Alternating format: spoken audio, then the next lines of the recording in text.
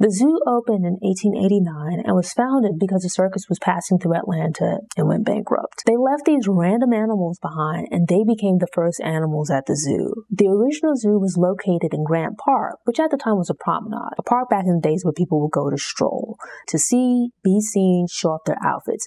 Basically like stunting for the gram. Asa Candler Jr. was the son of the founder of the Coca-Cola Company. Very wealthy, a little bit weird. He had a huge estate on Briarcliff Road, and one of his hobbies was collecting animals. Not kittens, puppies, goldfish or two. No, he had wild animals, and a lot of them. These animals can be quite loud and don't smell like flowers or perfume. Not to mention, they sometimes escape. Basically, Candler was an absolute mess and a terrible neighbor. Candler's collection grew quite large to the point where he basically had a zoo on the Briarcliff property. Tensions mounted between him and his neighbors, and eventually Candler got tired of operating the zoo and donated the animals to the Grant Park Zoo. Other private citizens had made donations to the original collection, allowing the zoo to grow over time. But this was a relatively large donation that would have doubled the size of the zoo. This was a problem because the zoo is smack dab in the middle of the city. It has a very defined footprint and not much room for expansion. The Candler donation was accepted, but space would continue to be a problem for the zoo. The habitats were too small for some of the larger animals and not stimulating. This led to some of the animals dying, which generated articles that criticized the zoo. I was surprised that they were pretty straightforward about the zoo's shortcomings. But in the late 80s to early 90s, the zoo began to remodel. Exhibits changed from the cages of the past to open areas more closely matching the natural habitats of some of the animals. As a business, the zoo was rebranded and renamed Zoo Atlanta. Basically, you explore the zoo in a loop. I'm going to start you at the entrance. You park in Grant Park. There's parking on side. More info on that towards the end of the video. Have your tickets and whatnot ready. It's largely digital. In my case, I had tickets from the library, so it was a paper ticket. Have your stuff pulled up so you can get through the gates pretty easily. When we went, there wasn't much of a wait. Just enter. There are flamingos to your left, concession stands, restrooms to your right. I would suggest just going ahead and use the bathroom to start. That's my policy. The side of flamingos is actually a really nice touch. They're like a really nice pinkish peaches color, and you walk in and this is the first thing that you see. It's like nice welcome. Be aware that when you refer to the map, certain animals might be shown as being in one location, but when you get there they might be somewhere else. So just keep an eye out. They usually have like signs to redirect. I never watched the TV show Meerkat Manor, but I have seen the commercials, and so it's pretty cool to see like the actual meerkats in person. They look sort of like a cross between like little mammals you might see, like a big squirrel, maybe a small raccoon kind of thing, but they were incredibly active. They have this house with like these holes that they could run in and out of, and you would just see them just back and forth, back and forth. They have a lot of energy. Very, very active, but then you still had some that were like laying around and whatnot, just chilling out. But it was cool to see them running around and interacting. Next place that I visited was the elephant enclosure, which is the Zambezi Elephant Center. Basically, this is where you go to see the elephants. There's an outdoor enclosure. I would recommend going towards your left first because you'll be at ground level, which gives you like a more accurate idea of just how big the elephants are. Also, in the day when I visited, that was the side of the enclosure where the elephants were, so you had an opportunity to get a better view of them, to see them a bit more up close. Now, granted, all around the enclosure there are very high fences with steel wires or cables, whatever they are, to keep the elephants in, hopefully to keep you out, to keep you safe. But from this vantage point, I felt like you got a better view of them. You could see them a bit more up close, and as it was like still kind of early in the day, they were just walking around, not a lot going on, but like, you know, you could see them like tearing the branches off of trees, which was pretty amazing because like these are not small trees. They are trees and branches that might take some effort from you as a human to break up. But yet they were just like stripping the trees, breaking the branches and stuff like that. And it looked absolutely effortless, which really gives you an idea of just how big and powerful they are. Not just that, but it was pretty cool to see how they use their trunks to like eat straw or hay and whatnot. And then it's like that they would just tear bark up with it. They would take like their, would you call it a paw or a hoof? Foot? Whatever it is. And they would like step on the branches to break them up so that they could then chew on them. Zambezi Center has a few different vantage points. You have where you walk at ground level around the elephant enclosure into the Zambezi Elephant Center, which is a building. Then you can walk around to the right side of the enclosure and you end up on like an elevated platform where you can then see the elephants from above. I felt like this view wasn't as great as the ground level, but it gives you like a different vantage point. So you get like a lot of opportunities to get pictures of the elephants from different angles, to see them from different angles. There are different activities, things that they can be doing within the enclosure. So you can move about and whatnot. And it's not exactly like, you're not exactly able to go completely around the enclosure, but you get a good view of the majority of it. So once you enter the Zambezi Elephant Center, the actual building, you get to see the place where they keep the elephants at night when it's time for them to sleep, or if they need to work with them and things like that, which is actually pretty cool. There's information about the elephants in general, but then also how they care for them. The elephant exhibit was one of my favorites, probably my favorite in the zoo. Top 3 at least, because you had an opportunity to get some pretty good views of the elephants. There were like, I think between 3 and 5 of them. I don't exactly remember. But in addition to that, there was like a lot of information. You were able to learn quite a bit about the elephants as far as them as animals, and then about the effort that goes into taking care of them, which I appreciated. So right around the area where you have the African elephants or other African animals. So for example, there's a giraffe. It actually looks really nice and graceful when it's walking about, like these nice long legs, you know, and it just moves like so gracefully. There's also a few African lions. I think there were 3 that are brothers, and they're pretty young, but they have manes and whatnot.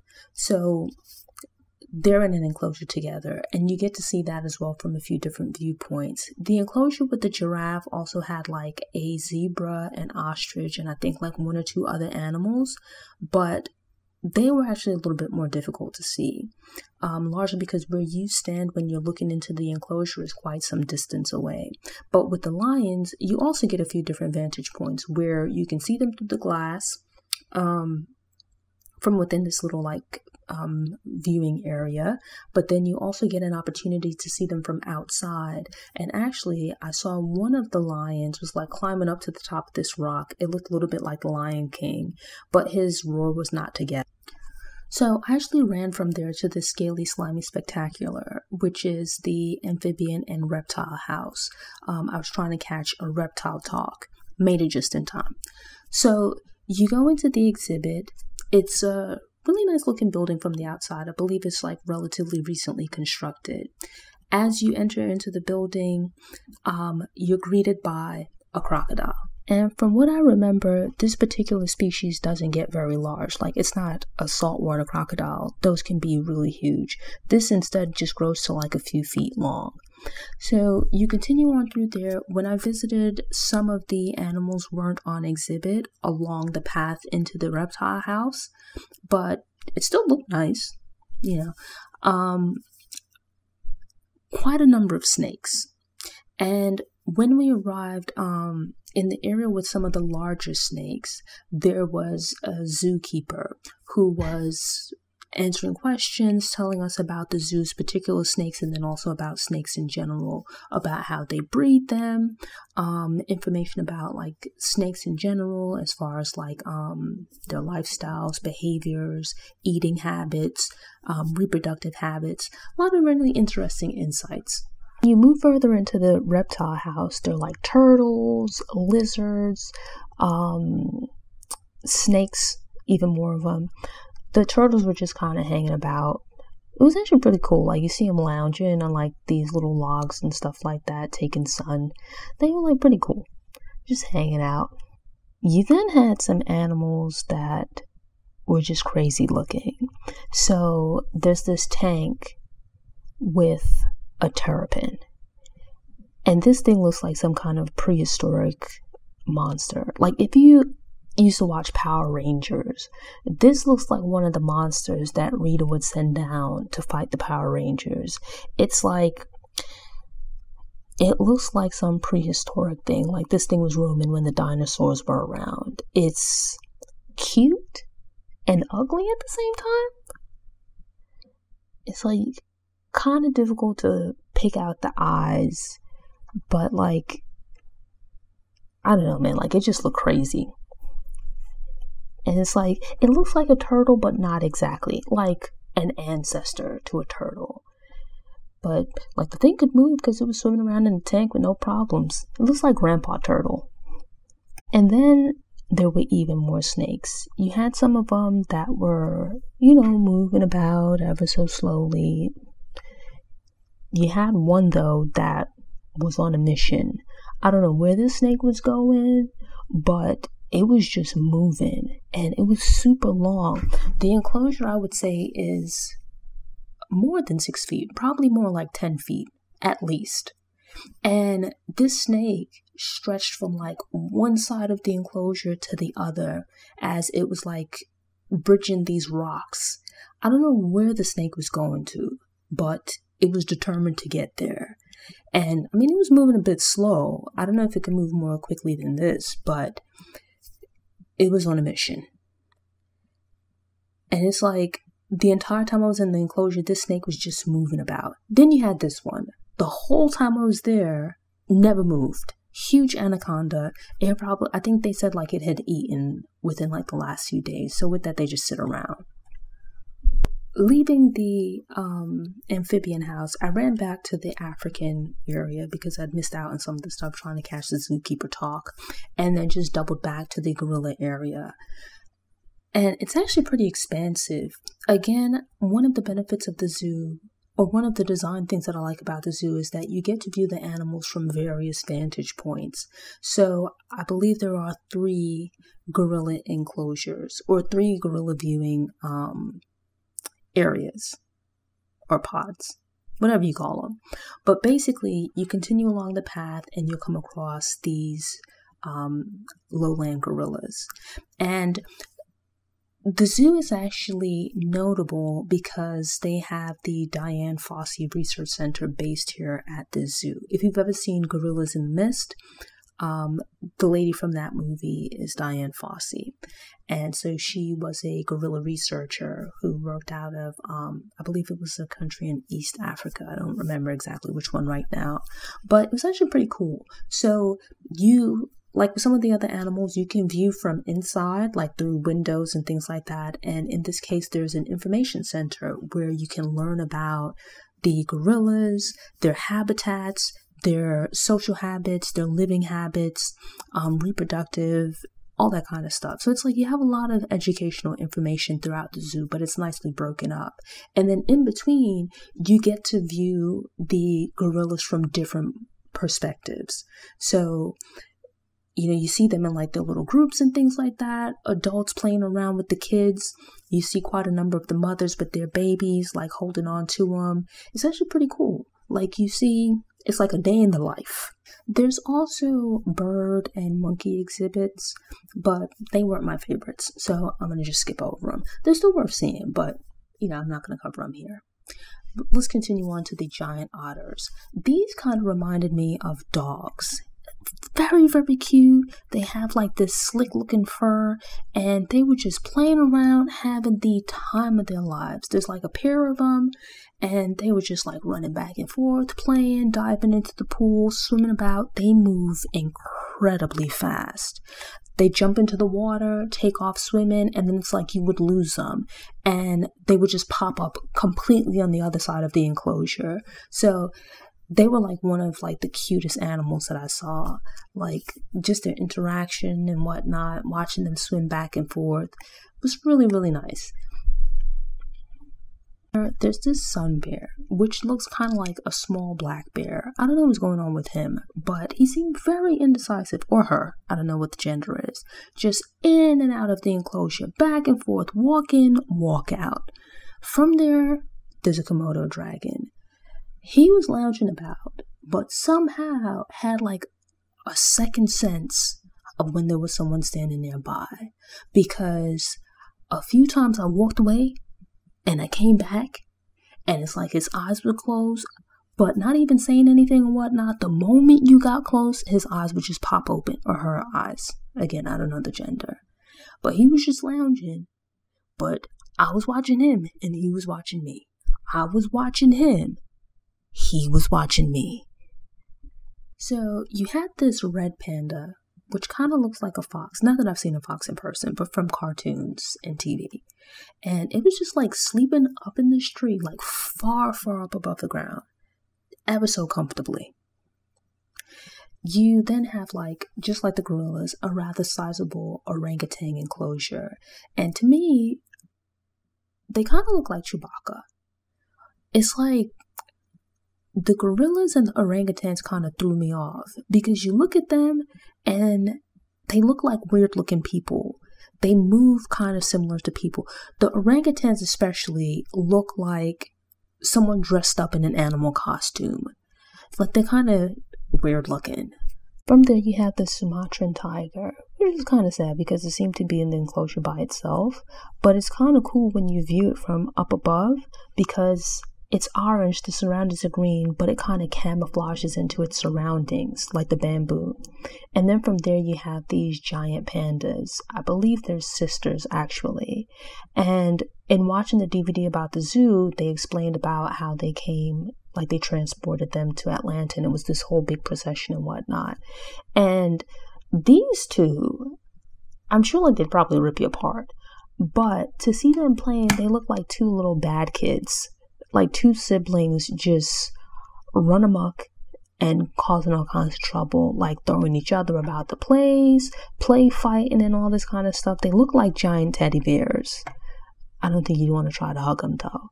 But like to see them playing around, and it's like I couldn't tell if they were clumsy and just falling all about the place, or if that's just how, like, part of their playing. Because it's like they would like tumble over the trees, and it was a whole thing. So there's actually a panda pagoda, but at the time that I visited, they had them in a different enclosure. Like I said, they moved them from place to place and things like that. So it'll be on the map, but just keep an eye out for where the actual animals are going to be. It seems that some of the animals, some of the bigger animals have like two enclosures, and they kind of move them between. White rhino. The enclosure shows as being one of the first animals that you should see when you look at the map, but I actually ended up not seeing it until I was pretty much on my way out of the zoo. The reason being that they had them in their alternate enclosure. I think like they were feeding them and maybe also doing like some medical stuff or what have you. So with that, they were in this indoor enclosure rather than the outdoor enclosure. So you looked at them through glass. It's still pretty impressive, because you still got an idea of their scale and size, especially when they got close to the glass. Like, they're huge. They look like tanks.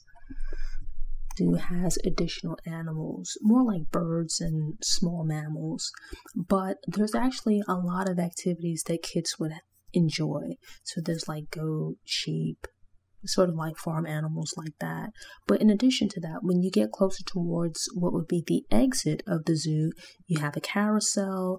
There's this treetop thing where you can do, I think there's like a zip line, as well as like a wooden plank bridge, a mini train, things that I think kids would enjoy.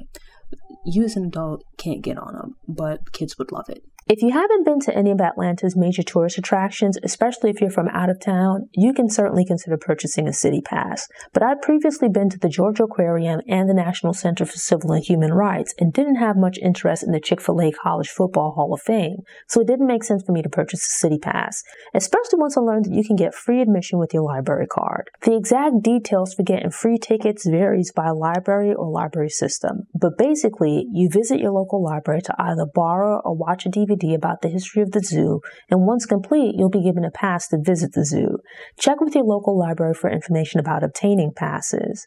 I kind of rolled my eyes about having to watch the DVD, but it turned out to be pretty cool. You get a lot of insight into the history of the zoo and learn about some of its most popular animals over the years. Tickets for children 3 to 11 cost $20 to $25, while tickets for those 12 plus are $25 to $30. So getting free passes is a substantial saving, especially if you're adults visiting with a few kids. I visited on a weekday, and even with kids being on field trips, the zoo wasn't very crowded, but I imagine it might be a bit busier on the weekend. There are kiosks where you can purchase snacks and beverages, but everything aside from the gift shop seemed to be closed when I visited. Not to mention, based on the signs that I saw, the food is quite expensive. I would recommend bringing water and your own snacks just in case. The zoo offers keeper talks where team members share information about specific animals or a collection of animals in a habitat. These talks are offered on specific days and at specific times. You can also purchase wild encounter experiences as an add-on, which typically consists of feeding a particular animal from a safe distance. Visit the Zoo Atlanta website and use the planning tools to figure out what you might like to see and put together an itinerary. Parking is readily available on site and costs $3 an hour or a maximum of $12 a day, which is actually cheaper in comparison to on-site parking at some other attractions. I spent about 4 hours at the zoo, which included quite a bit of time taking photos and shooting video, as well as leisurely strolling, and managed to see everything. Check the weather reports, as you will be outdoors for a good amount of the visit. I visited in mid-December and it felt fairly chilly out in the parking lot where there are trees and shade, but then felt a bit warm in the open spaces and buildings. Consider dressing in layers that can be easily removed or put on, and obviously wear comfortable shoes. Thanks for tuning in. To ensure you don't miss any episodes, subscribe to the channel, click the notification bell, go ahead and click the thumbs up button if you like what you saw, and go ahead and share it on social media.